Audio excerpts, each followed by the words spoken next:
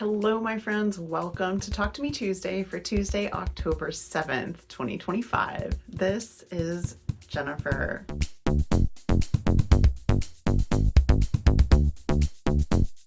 So guys, last week I mentioned I was going to try to have something Halloween themed to show you guys this week, and I do have some little things. I've been really trying to get in the mood. It's so hot here still. It was up to 90 degrees Fahrenheit last week, and it's hard to be in an autumnal mood when you're still wearing your summer clothes. I did break out my embroidery machine, and while I was working on other things, I was doing some machine embroidery. I love to make lace, so that is the very first thing I did is I pulled out my pumpkin patch pattern that I got, I think last year or year before from OESD.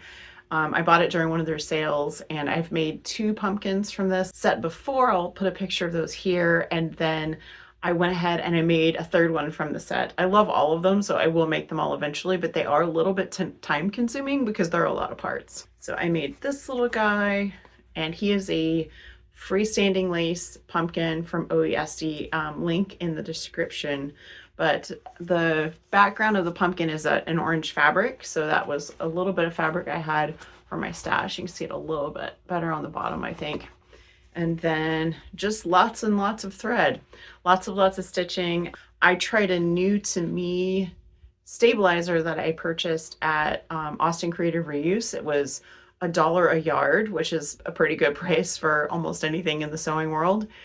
And it was H2Go. Hey guys, it is me from editing. I don't know why this has been so hard for me to say this, but it's H2O gone.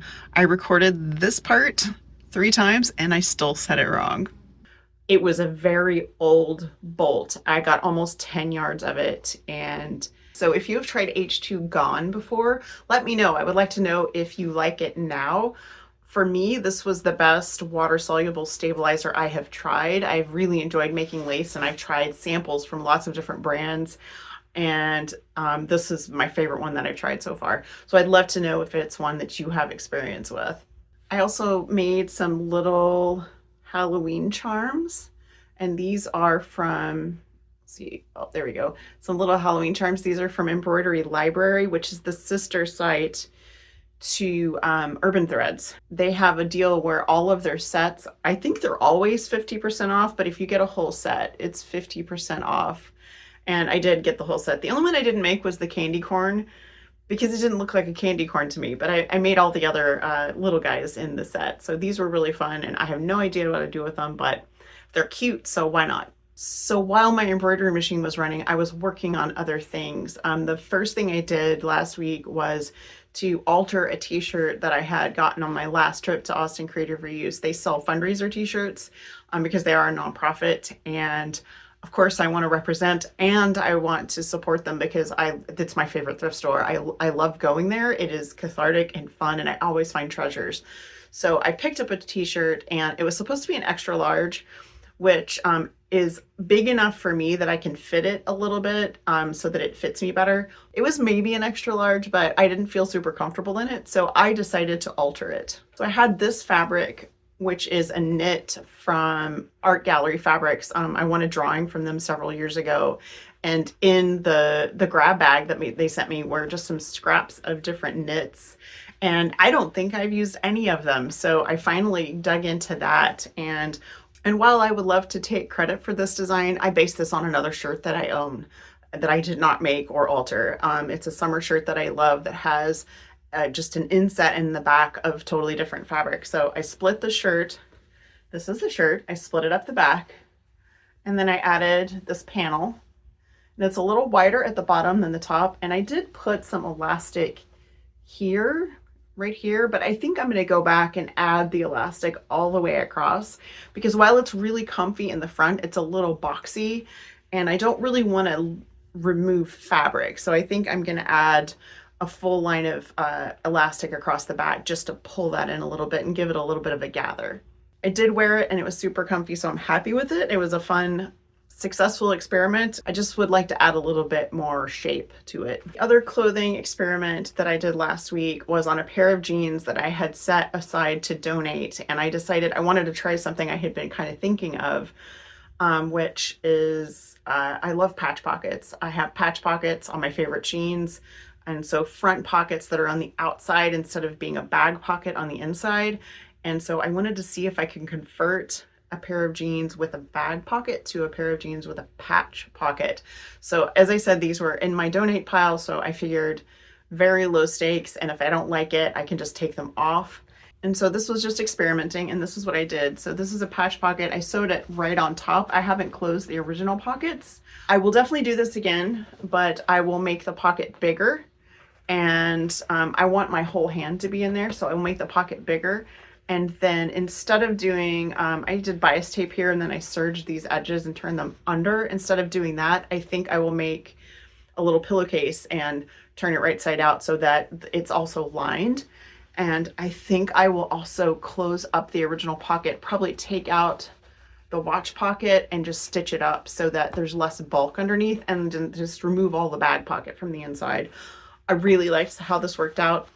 Just needs a little bit of tweaking to be more comfortable for my personal use. Kind of reached a point where I really want my clothes to be exactly what I want, and that includes pockets or the way my shirts fit or whatever. And since I've been playing with garments more lately, it has reminded me of when I was much younger and I used to thrift and alter all of my clothes. I didn't have any idea what I was doing back then. I just cut and sewed and made it work.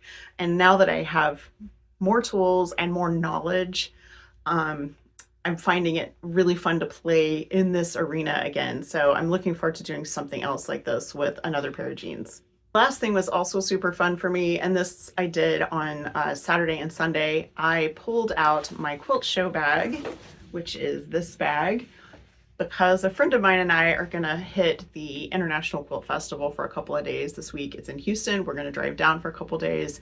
I'm really looking forward to it. I didn't plan to go this year, and then it just sort of snuck up on me and we're gonna go. So I pulled my bag out. I like to carry this bag for a couple reasons. One, it's capacious, so anything I buy can just go inside the bag. But also, if you see my bag, you're welcome to say hello to me. I have actually redesigned the other side. I pulled off the HTV, the heat transfer vinyl I had on there before, and I put new heat transfer vinyl on, and I'm going to tell you guys about that in a second. So now my bag has my name on the other side. So this is my personal website logo. So this is hard to miss. So if you see this, you guys, it's got my handle and everything on there. If you see this, be sure to say hi to me. I'll talk about this next week. And then I have clear vinyl pockets on this bag so that I can have my pins and my buttons, and I won't lose them. If they fall off, they'll fall in the bag. I started doing that a few years ago, and it has been an absolute game changer for me because I have not lost a pin since then. Other thing I did was I added some stuff on the inside. So I wanted a little pocket so I can keep a few things that I don't want to have to dig for in here. And again, I'm still using that quilted fabric that I have left over. I am getting close to not usable parts. So you can tell I had to piece some together to have enough for this. And this is just basically folded over. I did a little binding at the top and that's it. And so I have a little pocket. It's hanging right inside so that there are things I need to reach. I can just reach in there. On this side, I made a pocket for my water bottle so that it will not fall to the bottom of my bag. This is a little piece of webbing, and this is actually Velcroed on.